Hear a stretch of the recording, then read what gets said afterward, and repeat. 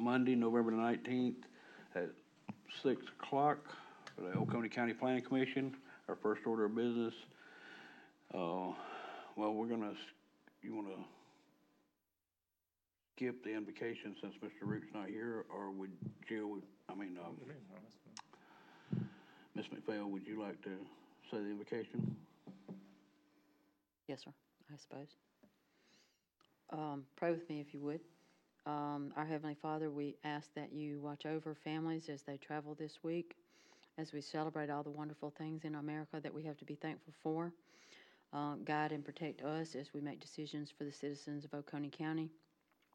Let us do it in a way that is beneficial to all the citizens, not just special interests or those that would have something to be gained from our decisions. Lead, guide, and direct us in everything that we do. Thank you. In Jesus' name, amen. Amen. Amen. All right.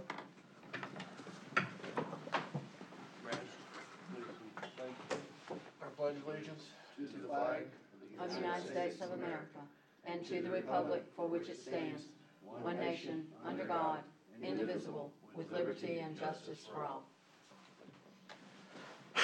Thanks, sir. All right, you have before you the minutes of our last meeting, 11/5. Do I hear a motion to approve? There are a couple of grammatical things that I just had questions about, but Mr. Chapman said that if I just give him my notations, he can make those corrections. If that's okay with everybody, there's nothing that changes the substance, just. Need a motion to approve? So moved. Second? Second. Any further discussion? All in favor, say aye. Aye. Okay, we didn't have anyone signed up for public comment. No, sir. All right, staff update. Okay. Last Thursday, we had a farmer and rancher listening session of the Agricultural Advisory Board. About 35 people came up.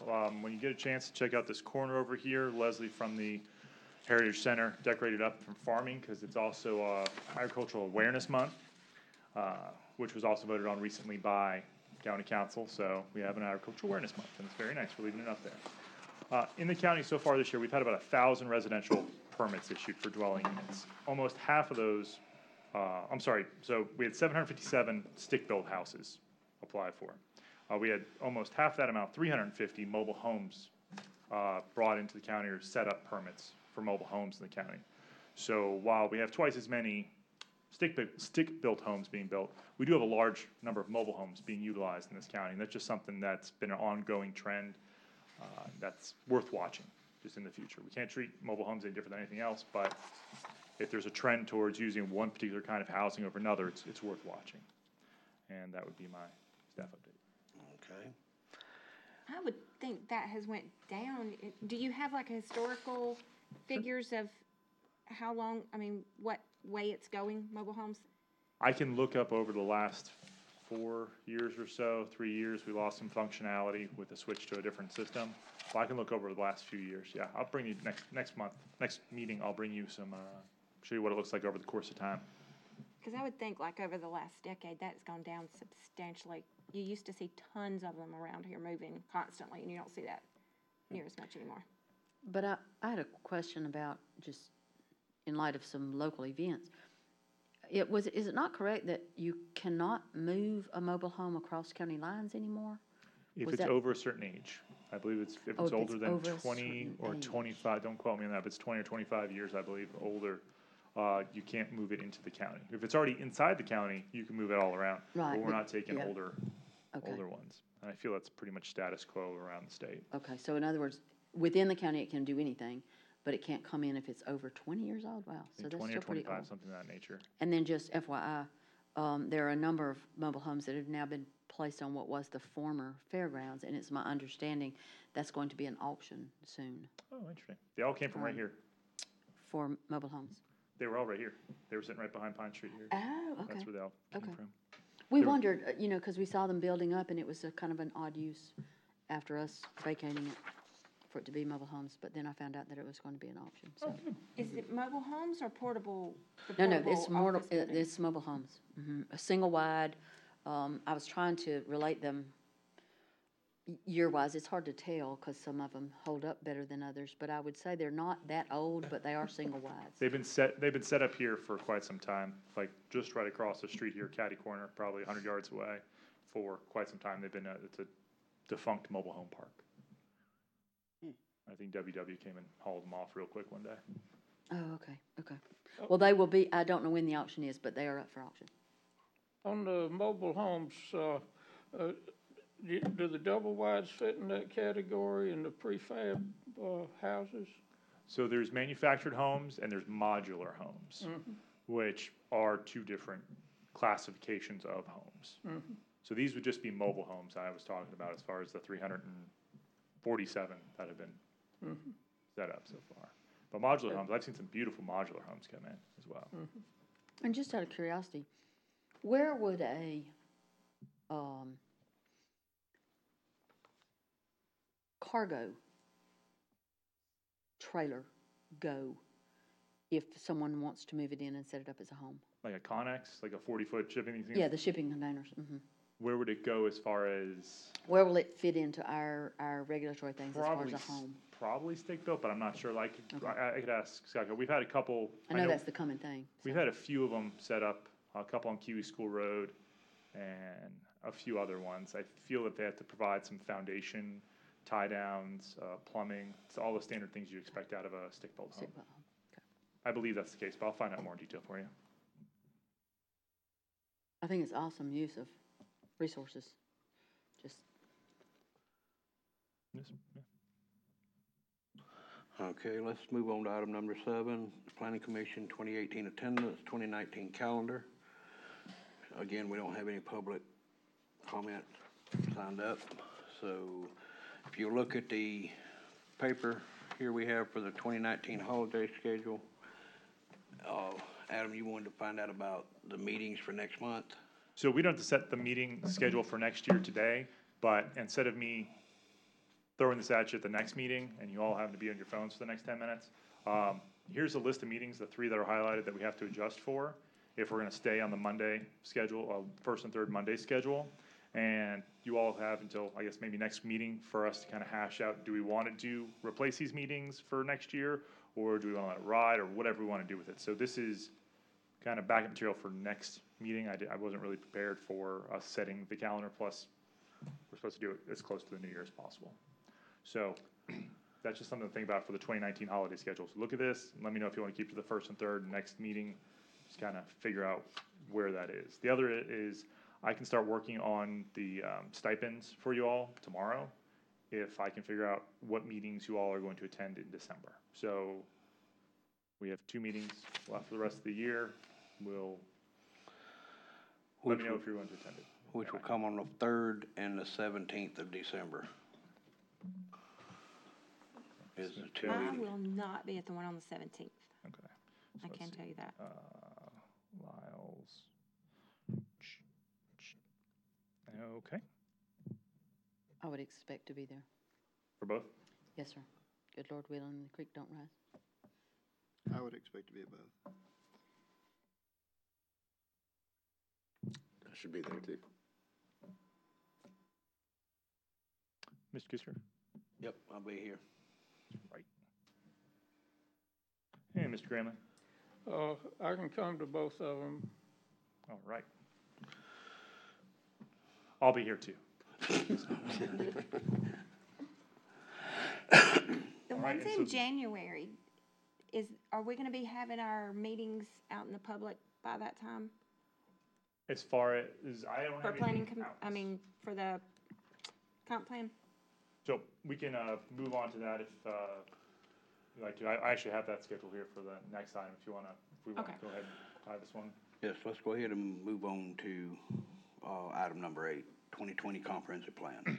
All right, so I got some dates from the consultants, and I got some dates from council, and dates from this, that, and the other thing. How do you all feel about January 17th and 18th? It's a Thursday and a Friday night for a joint planning, Thursday night for a joint planning commission, county council workshop regarding the comprehensive plan. The 2 days, the 17th and 18th, they'll be here having meetings as well. After that meeting, I'll start moving, we'll have some meetings out in the districts, as opposed to people coming here, we'll have some general kind of non-focused meetings out in the districts. So probably late January, February, March, start having those meetings, Ms. Lyles. So if we do have that on the 17th and 18th, can we not just skip that second meeting for the month instead of replanning something for the 21st? That's certainly up to you all. That's why I was asking. If we're having a bunch of meetings anyway, then let's just knock that Right. second meeting off. Yeah, we could do that. That sounds great. Yeah. So, and that's contingent upon, so if you all go ahead and motion vote, say you wanna have it on the 17th, 18th, I'll then bring it up to council, make sure council wants to do it. This is my first step off, to make sure council can, Now, we're only gonna have one meeting with, a joint meeting with council. that would be the 17th. And the 18th is gonna be with the group again, right? So so to recap, so last time the consultants came here, we spent all the days having meetings with the various groups or doing tours of the county. And then the evenings, we had a meeting with y'all. Same idea, except they're only gonna be here for 2 days, not 3. So just one public meeting, one main public meeting, and that'll be here on the evening of the 17th, if you also choose, and council can, fit that into their schedule as well. So it would be either the 17th or the 18th. It'd be the 17th. It would be the 17th, okay? And What you're would be saying going on the on the 18th? Is just various meetings between smaller groups, Yes, yeah. of whoever those groups might be. Right. So the last time we had a meeting, was group of meetings, we had like 14 meetings during the day, and then we had the planning commission meeting that night. And on the 18th, or the next day, we went out about in the field as well. So the same idea, so. I'd like to make a motion that, that we have a planning commission, joint planning commission with county council meeting on the 17th, pending council's approval. Second. Any further discussion? We need to add in that we are gonna make that replace our meeting that we would normally have on the 21st. We don't have a schedule yet, so no. The next meeting, we'll put it all together, and we'll make sure to include that. So we just won't have that second meeting, you said the 21st? Second meeting of January on that, if you also choose. So, yeah. Well, good question. That's good. No further discussion? All in favor, say aye. Aye. Opposed? Okay, What time are we talking about that meeting? 6. Let's work out if we can do it, and then we'll figure out the time, but 6 is generally the times. If we need to push it or pull it, we can certainly discuss that. We also had so we had another meeting, I don't know if Mr. Johnson or Mr. Pearson would like to update. They graciously facilitated a meeting of the Southern Oconee Improvement Association, who wished to have a meeting about the comprehensive plan. I was not available, and they were available to facilitate that. I don't know if y'all want to say anything on it or not. I'll pass it on to Mike, let him. We had attended I had attended the last county council meeting. Mr. Hart had said there was something going on in Fairplay. It had come up Tuesday to happen on Thursday. Both of us were available to make that happen, so we went out to Fairplay. It was a Fairplay group that's trying to organize. They're at their second meeting, and we're talking about how they wanted to try to organize to get more attention of county council. And so the meeting just happened to be a great timing for the planning commission to get down there and go, well, guess what? You can have a voice. And so we actually got a lot of response filled out. We did the same thing that was the round robin with the poster boards with the tags on it. We also passed out the 4 questions on just a sheet of paper and got a good response, maybe 20, 25 back.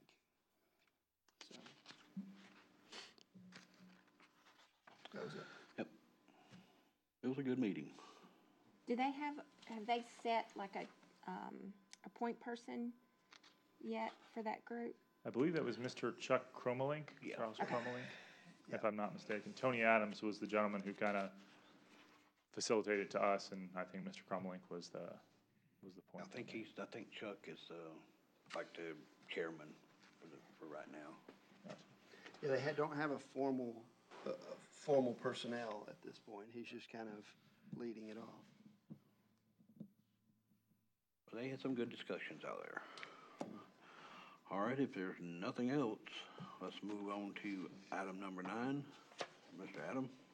Riparian protection. Mrs. McPhail at the last meeting requested that we take a look at protecting the rivers and streams of Oconee County from development outside of the, not necessarily outside of the Lake Overlay District, but certainly looking at everything other than just the major lakes.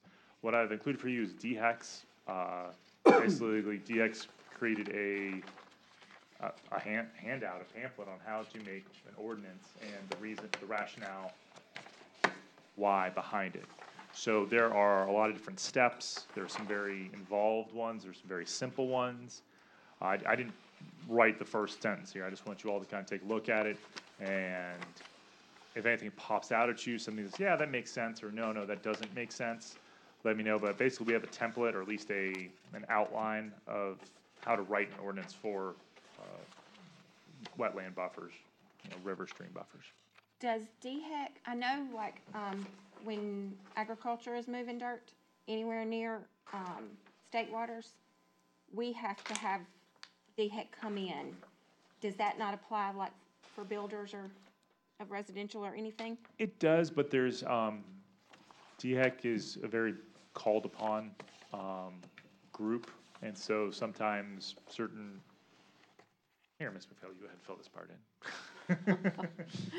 They're busy, is essentially what happens sometimes. They're extremely busy, and just speaking from personal experience, recently, a commercial developer came in and cut to the creek on a property adjacent to us, and despite the fact that they were given a set of standards based on forestry, DHEC came, chatted with him briefly, said that they did not see a violation, although they were going to have to determine the size of the tract that they had cleared, because it was questionable that it might perhaps be over what they had told him like 3 times, but that he was very busy. He would have to contact someone else within the community to get back with him. They did not, and I can tell you that there's probably 10 inches of red clay in the creek at the base of that hill now, because he cleared a 45-degree slope. That's very, And that was commercial development. So, and our comment, my thought was, and I'll admit I'm biased. I'm the first person to tell you I'm biased towards agriculture. Had we been spreading chicken litter that close, we'd have been handed a fine that day. oh, if we had not put silt fences up or whatever, because when And they we were told that they when should we have were building- silt fences up within 24 hours, and they still don't have the silt fences up. when we were building our chicken houses in Graydon, a little bit, we had our silt fences up, but we had a big storm and it ran over and pushed a little over the silt fences. And our neighbor, within 24 hours, DHEC was on our property. Why do you have runoff? So that's why it shocks me. Well, this was, that- and as Mr. Chapman was very courteous in his wording, they're very busy, but they're also very focused. The squeaky wheel gets the grease. So farmers are usually too busy farming to defend themselves, whereas other folks aren't necessarily. And in Oconee County, there are no, if I'm correct, there are no commercial regulations for something like buffers, right? So buffers Commercial. around rivers and streams, no, we rely strictly on DHEC's setbacks and things of that nature, DHEC standards for it. So DHEC says it's 30 feet, which I believe is what it's supposed to And be. actually, DHEC has none either, apparently, Okay. because his comment was, because of his question and his interest, he was referred to as for a forestry buffer and given the forestry buffer. But he didn't even follow the forestry buffers. So, and yet there has been no follow-up from DHEC, no anything. I know there's a lot of turnover at DHEC, and I think that affects a lot of their response. And that's fine, that's not our problem. Our problem is mud in the water. So something else to go on here, and we don't write ordinances just for, one particular small Right, issue. right. But, and the only reason why I wouldn't have shot it down is because it's not the first time I've heard this. There's been plenty of other, the Lake Overlay District is great. It helps to some degree protect the waters of Lake Kiwi and Lake Jocassee. But as soon as you go 750 feet away, you can basically clear to the water essentially and you can go into Kiwi. So there's no sense in us having, protect the end if we don't protect the beginning kind of thing. And it's not the first complaint I've heard about people clearing to waters, clearing to banks and buffers. This isn't a one-off. It just happens to be, just Ms. McPhail happened to bring it up. So this is definitely something that has in the past been brought to my attention, and I go, here's the number for DHEC. Now something else to keep in mind, once we hit a certain population, and I thought it was 80,000, but someone told me it was 100,000, we're gonna have to have a stormwater utility as per the EPA. So Coney County's gonna be required at a certain point to create a stormwater utility, which this kind of thing could be part of. So that's just something to think about. Either we'd be getting ahead of the game for when we do hit it, or we had just addressed this specific issue. And these are things, I mean, as a scientist and a natural person, your riparian areas are what filter everything from your oil runoff on the Walmart parking lot to where somebody clears a lot that goes to a stream or a creek or anything else. So that's nature's cleaning system, and it should be maintained around any water that affects anybody. And I'll plead ignorant. I had no idea. I guess I just take for granted that there's a law that protects those kind of things. Then to find out that we don't have one. No, because I guess I've just always assumed that if agriculture had it, everybody else would certainly do at least that much to regulate it and to learn that despite our intense regulation, there's nothing that protects other things as well. Then I asked Mr. Chapman, what could Oconee County do if we have to be the standard bearer for ways to protect water? I think it should be, if agriculture has to abide by those, then it ought to be the same for everybody.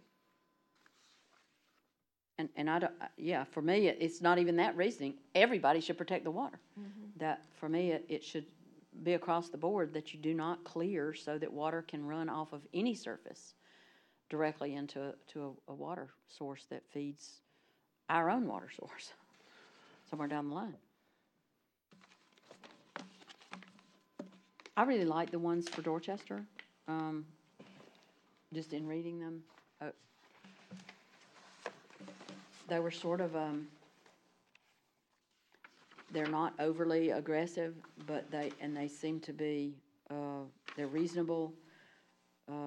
They talk about the size of the trees and how you can go back, which of course, again, as a science person, those are the filtration levels. It's just like when you pour water through a thing with gravel and sand and charcoal, et cetera, the more things you have in there, the cleaner the water is when it comes out. So, and that did that. I like that one. For agriculture, what size stream, creek, river, whatever is looked at? I mean, is It doesn't matter. everything- It doesn't matter. It doesn't matter. It doesn't even have to be a stream or creek next door. You still have to have them. Any kind of water. Like not seasonal water bodies, not like floodplains, or is it like perennial waterways? It doesn't even have to be. It doesn't even have to be water. I think that we have to have silt fences up no matter what. You move dirt, you put silt You move fences up. you move dirt, you put silt fences Yeah, up. DHEC's supposed to have the standard, anything over an acre, you're supposed to do that. But once again, it's a DHEC, that's a land clearing thing, regardless of whether you're near a water body or not. If you have any sort of Right. pitch, DHEC's, And those have to be maintained. yeah, oh yes, that's an excellent. That's the part that people don't normally do. They'll put the fences up, but then they don't maintain them.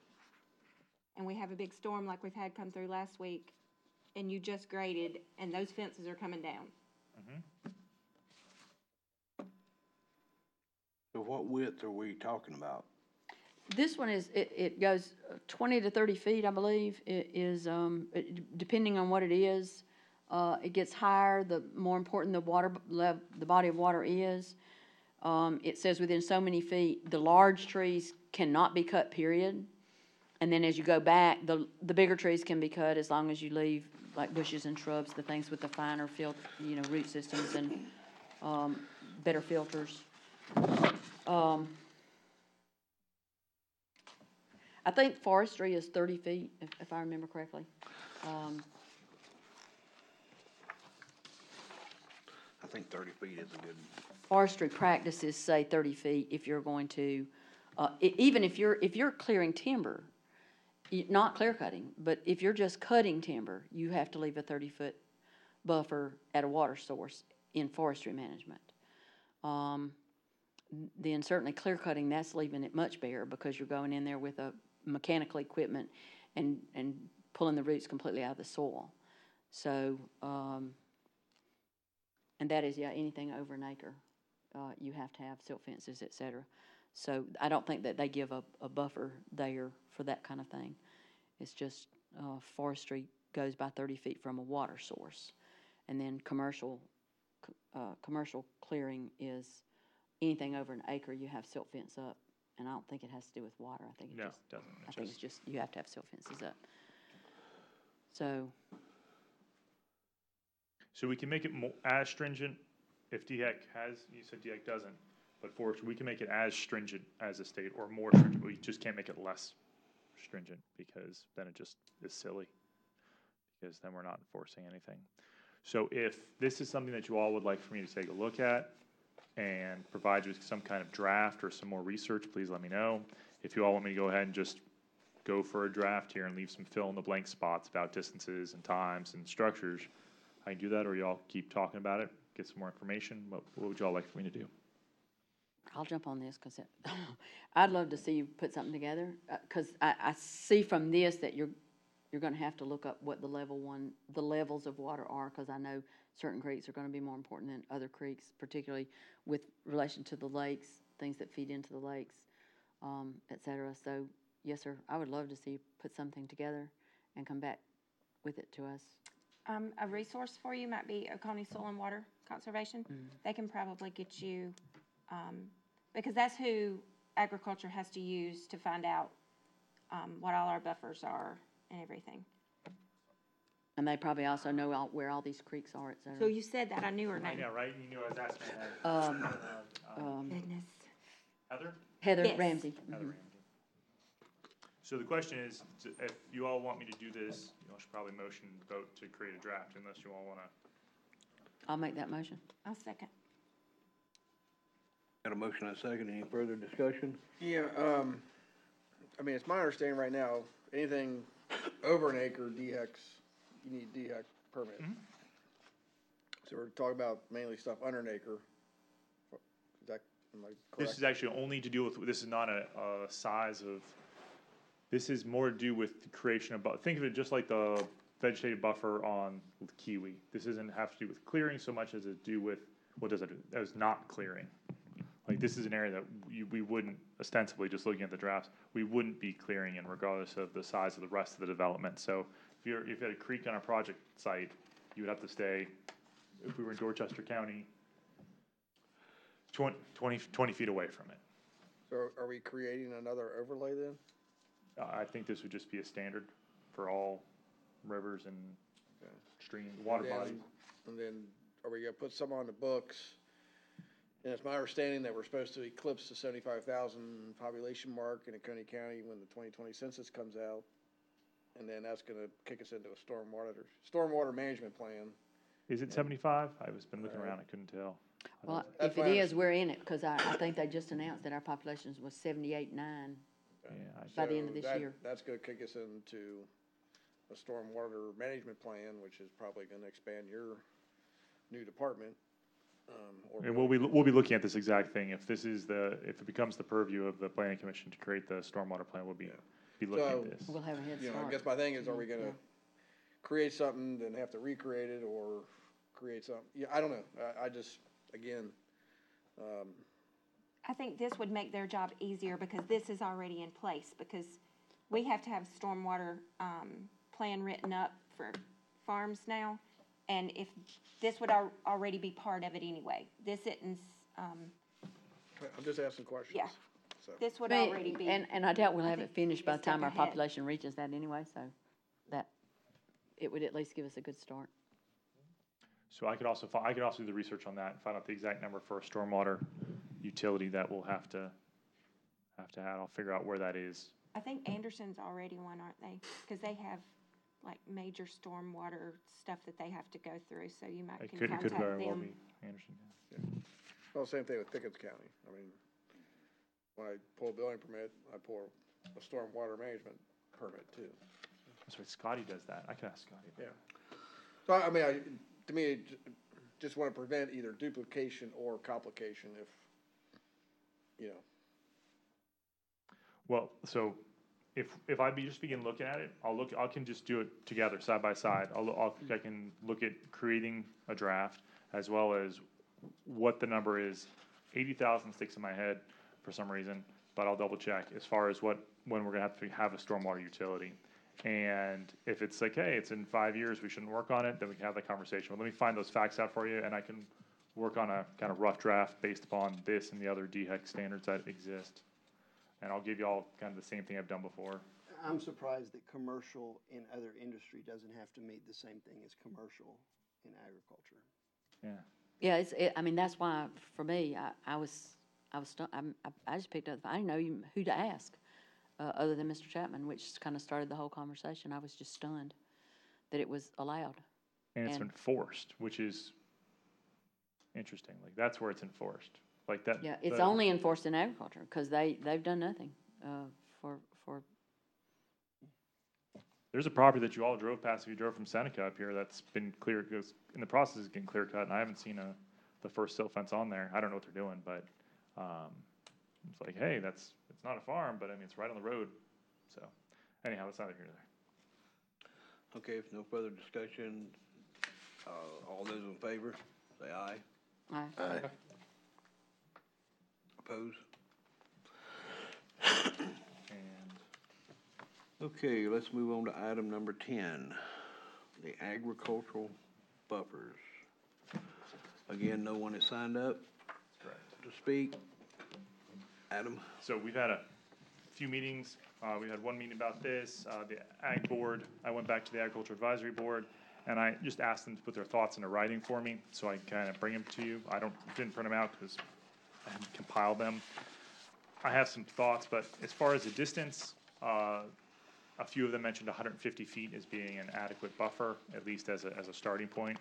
The purpose would be to really just offer the, if farmers have to do it, equality, if on one side and the other. However, the way I'm looking at this more and more and is listening to more and more people, to ensure the protection of both farmland and new development is shared equitably. That makes sense. I mean, regardless of what we're talking about, it's just equal rights for you, equal rights for you. It's fine. To me, it seems like we're fighting DHEC in this. It seems that the standards that DHEC has, I'm not sure what they're based upon. And I think that the Planning Commission is looking at something from a development point of view, the Ag Board's looking from an ag point of view, but what are we looking at? 1,000 feet, what is that based upon? So my question is, before we start jumping into drafts here, does anybody know why it's 1,000 feet for a CAFO, a confined animal feeding operation, to be 1,000 feet from a house? Does anybody have that? Or 600 feet, 400 feet from a property line? So a gentleman who came to the Farm and Rancher listening session is from Hilldale Fieldale, thank you. Ken Martin. Fieldale Farms, and just over the state line, they have almost 1,000 poultry houses in that county. And their setbacks are, I think, 300 and 600 foot for dwelling units and property lines. And they have a major economy. And not that we don't have a major economy based upon poultry, but they have a smaller area and a much larger economy for it. And that seems to be somewhat beneficial. So if we want to address it from us writing an ordinance to say, you're a neighbor of a farm, you have to be set back this far, that's one way to do it. Or we can go say, hey, DHEC, what's up? Why are we doing this? That may be another way to approach it. Well, I never understood the 1,000 foot. I mean, you can put it 2,000 feet away from somebody's home, you're still gonna smell it. If the air is right, if the humidity's right, it's still there.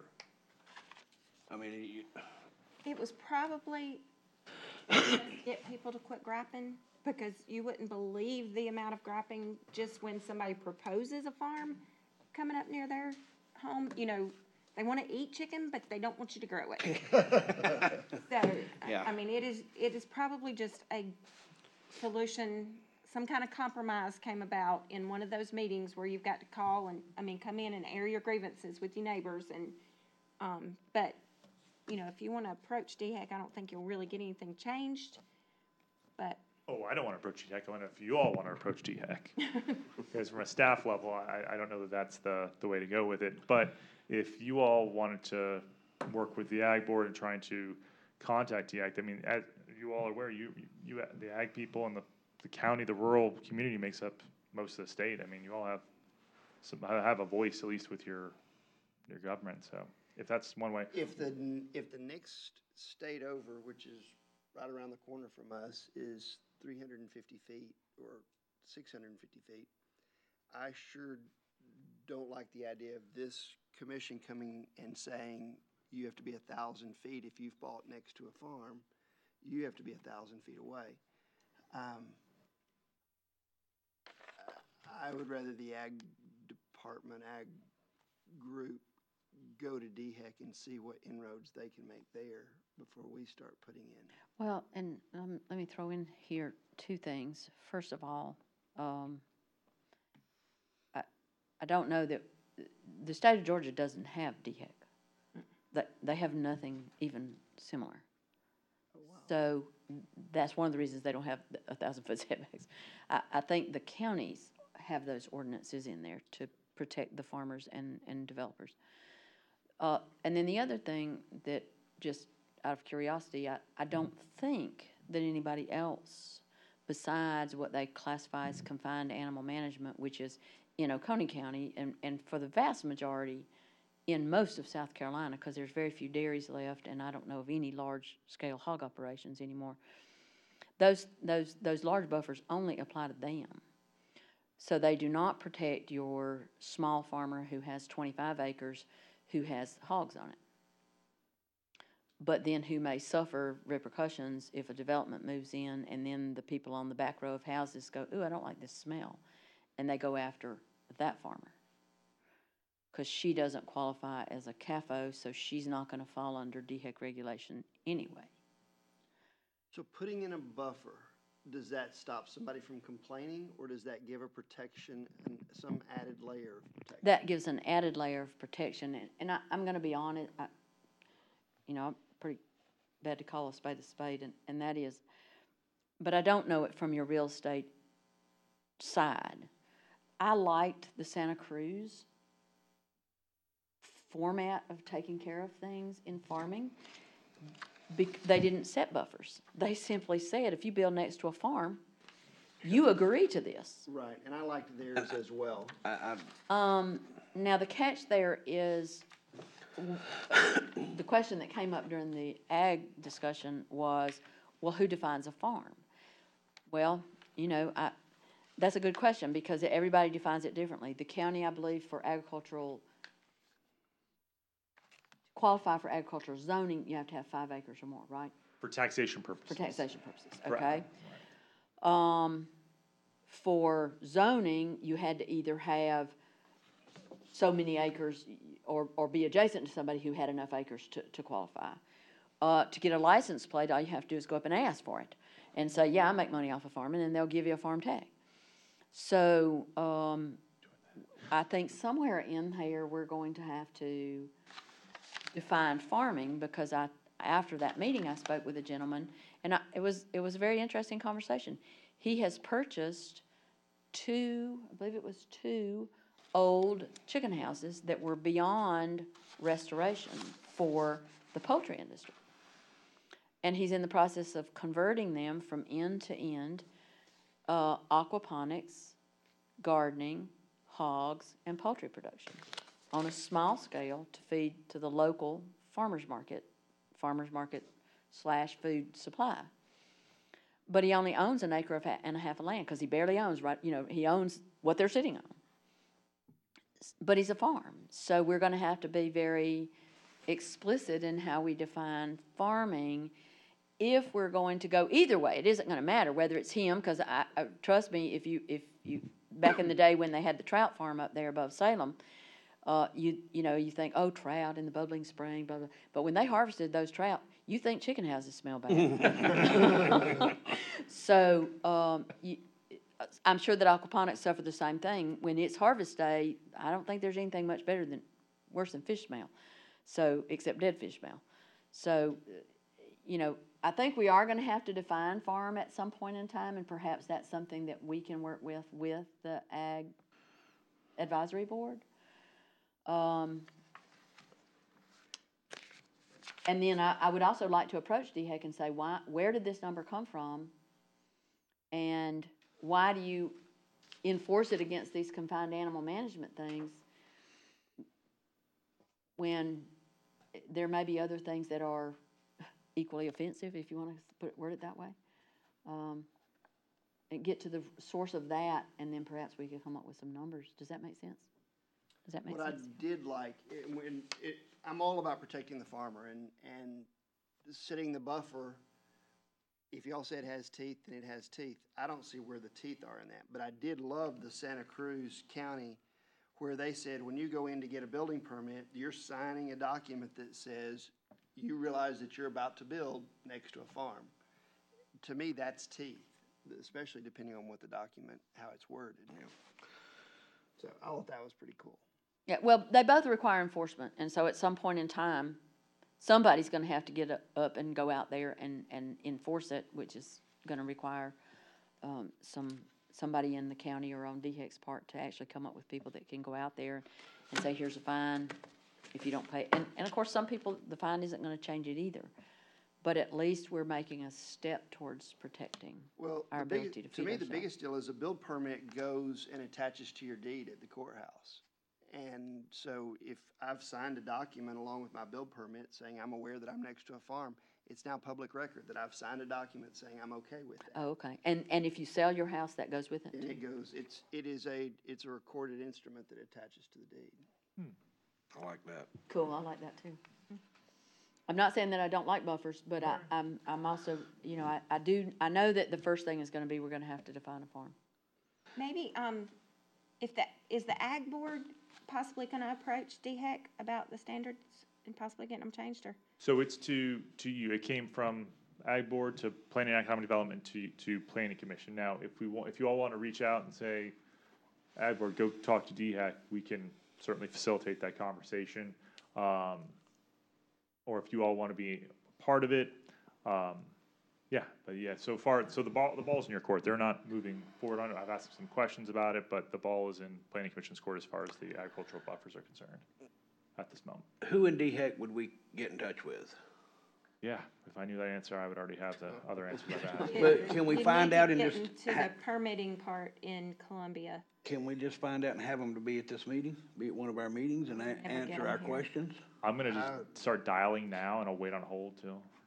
I'd recommend that the Ag Board reach out to our local state senator, and I know one of our local congressional representatives are very involved with DHEC, Thomas is too, I think. and Thomas and Bill Sanford. And I think that would be the best avenue to pursue this with the Ag Board.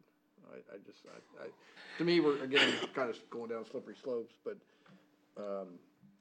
it's a DHEC rule, and I think the way to approach it is probably legislatively through either Thomas or Sanford, because they got the connections, and I know Bill doesn't mind talking to DHEC. Well, it'd have more influence from the Ag Board than it would from us. Yeah, I know that some of the setbacks, some of the distances of the setbacks have to do with the ventilation systems on the chicken houses. Because I know that they vary in Georgia from end to end of the house. Because there are those huge tunnel fans that come off the back end of the houses. And the distance there, I believe, is greater, right? You have to be further away from the fans. Yeah, you have to be further away from the tunnels. In the Georgia, In Georgia, yeah. Yeah, no, not in South Carolina, they didn't think It's about anything like twice that. as far. That's what I'm saying, I know in Georgia, they did it in a common sense way. My guess is in South Carolina, they just said, 1,000 feet probably cover it, so that's how that number got there, just guessing. But, yeah, I'm like, whoever said that, I think the Ag Advisory Board would probably, have more teeth. Certainly. Right now, we're not doing anything with this. I agree. And perhaps you might want to reach out to the Ag Advisory Board in Charleston. Charleston. They have That a- wouldn't be for us here, that would be for, No, for the Ag Advisory Board, yeah, that would give, they may already know the answer to that question, for one. I haven't heard that. So now, okay, so Mr. Kisker made was I make a motion for us to ask the Planning Commission to ask the Ag Board to refer to our legislative branch? I don't think we need to make a motion on any of it. I think it's just not we just need to kick it back that it's there, right now it's theirs to deal with. That we're not dealing with it. Or do you need a motion? Well, it got voted on to be sent to Planning Commission. Oh, did it? Yeah, It got so voted on to be sent Ag here? Board sent it to Planning and Economic Development, which is Mr. Kane, Mr. Davis, Mr. Hart. They voted on to send it to Planning Commission. So it is, So we as need far to as we vote We go. have to to vote send to it So, back. well, say you don't even have to send it, we're not sending anything back, it's still with us, but we can just say, as part of the process, Ag Board, do this legwork for it. And I That would be move great. that, we recommend that the Ag Board reach out to our local representatives to contact DHEC and work that route. Second. And while you're at it, can you ask them to look at the options to buffers as what the Santa Cruz group did? So that's two different Is that two different? things, so Okay, let's, okay. if you wouldn't All mind, right. let's No, see Mr. Okay, Kisker, we got- and we had a second there. We have a motion and a second. Do I hear any other discussion? All those in favor say aye. Aye. Oppose? Okay, Gwen. Yeah, and now we can, Ms. McPhail, do we need to simply amend that motion to ask that, or do you need a new motion? We just do- I don't even necessarily know Or that can we we just have say, to can you go look into ask that? anyone. This is something for us now. This is not a buffer. This is something that's related to agriculture, but is not a buffer to me. This is, as Mr. Johnson said, this is a piece of paper that could be used as an accessory to that. So if you want me to look and try and do it, see what the legalities are as far as if we need this to be codified or this can be policy, at But least as doesn't we far need to as. define a farm before we say we're moving in, I'm moving in next to a farm? I would probably default to the state's definition of farm, since the Right to Farm Act has it on there, and that's, if I was gonna look at it, that's how I would define an agricultural operation, is what the state definition of it. Does that, That way there's not conflicting. Yeah, and I'm that just cover being everything? honest. I'm not asking for this in addition to buffers. I'm saying in the possibility that buffers fail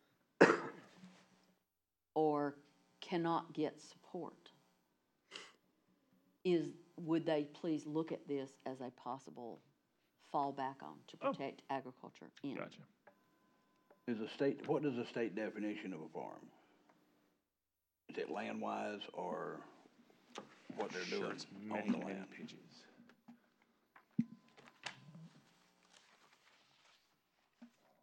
If you just give me a moment, I shall find it. Okay. South Carolina Farm.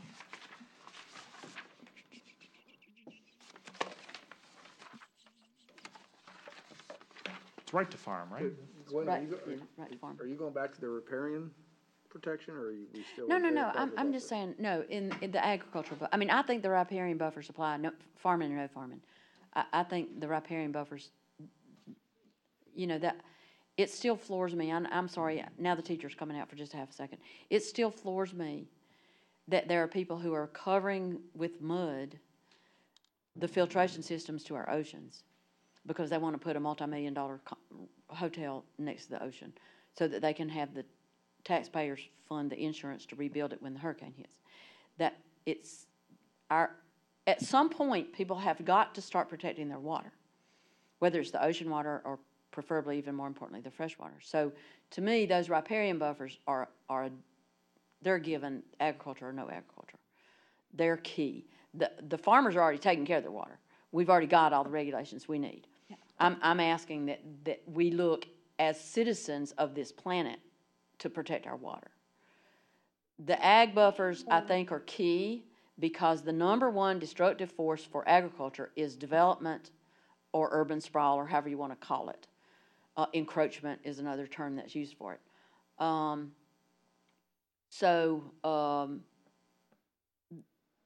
Agricultural buffers to me would be great, but I also know that when the farmers get together and the developers get together, the farmers are slightly outnumbered just a little tiny bit. So, and dollar-wise, we get whooped every time. So in light of the fact that there's a good chance that buffers will not get out of a committee meeting, if they ever do come up anywhere, again, I'm just being honest, I'm giving you my opinion. I would like to have a backup plan in case the buffers don't get anywhere for protected farmers. So if that's the case, so this is the definition of farm, but if that's the case, Ms. Hale, we could ask, since this is not a buffer and this wasn't specifically what we were asked to do, we could send this as a separate motion to the Agriculture Advisory Board, say this is another agricultural protection we'd like the Agriculture Advisory Board to look at. To consider. So that would have, I would say a motion, a vote on that, if that's the conversation you all want to have, but that's the state's definition out of the state code of ordinances of what an agricultural operation is, AKA farm. Which depend on, it has to all be commercial. And I can't imagine how many groups that had to go through to get defined. No.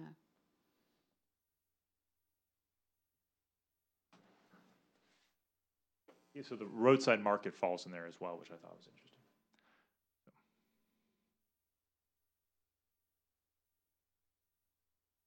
But that doesn't help well, I guess it would. If they're selling their products, what you were talking about, that like the ones that sell to the local farmers market, are they gonna fall under that? Oh, yeah, I mean, anybody anywhere falls under that. I mean, yeah, Commercial aquaculture, number Commercial 9. production. yeah, anybody. And it really doesn't even have to be, I don't think it has to be commercial production, Yeah, it does says- It says commercial. It did, I think commercial is The the commercial key word in production there. or processing of crops. Because otherwise it's just food, they're not gonna prevent you from growing food for yourself. So that would be my default, unless you all had another definition to use. That, if we were gonna create something with the definition of agriculture in it, that to me is the way to go. But we can always discuss it when that time comes. But if you'd like to, the Santa Cruz language about as far as letting property owners know that they're building next to a farm, we can certainly do that. We can also include it in the tax bill. I already spoke to the tax assessor about that. You know, if you have we can just identify every parcel that's next to a area zoned ag and say, hey, just FYI, you got a farm next to you.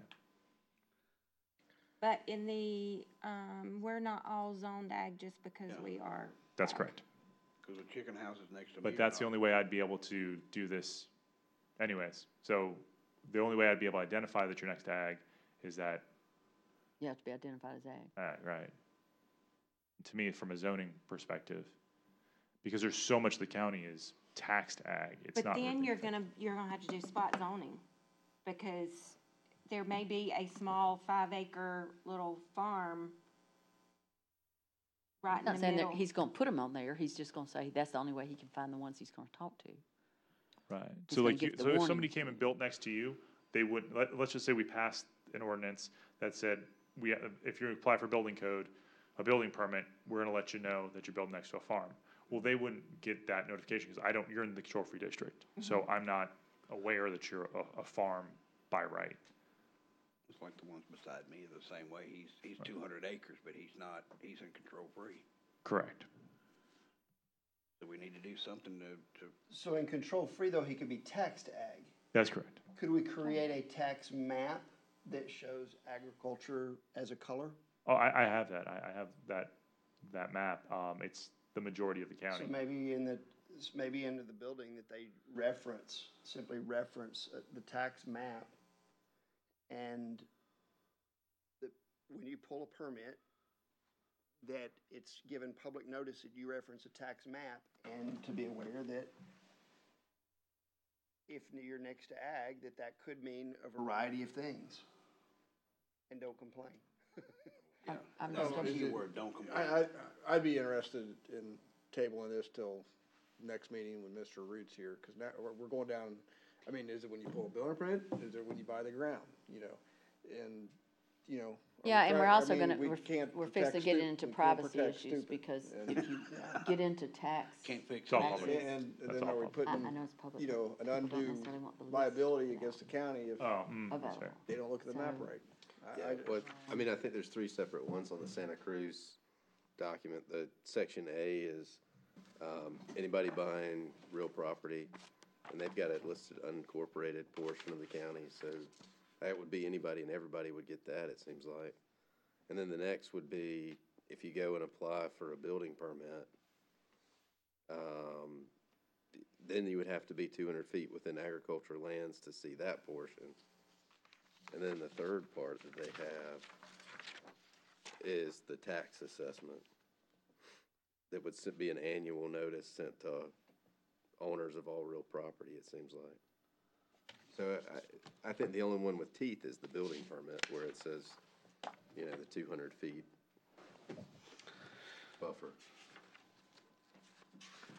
Okay, you wanna make the motion to table till next meeting? I'll second, till a future meeting, maybe. To a future meeting or two, Yeah, I move that we table this till future meeting, and we have a second. till we get council on it. Any further discussion?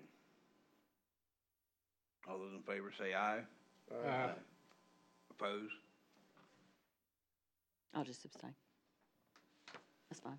Okay, so we got this tabled until another meeting. All right, do we have any old business? Do we have any new business? All right, do I hear a motion to adjourn? I'll make a motion. Second. Second. All in favor?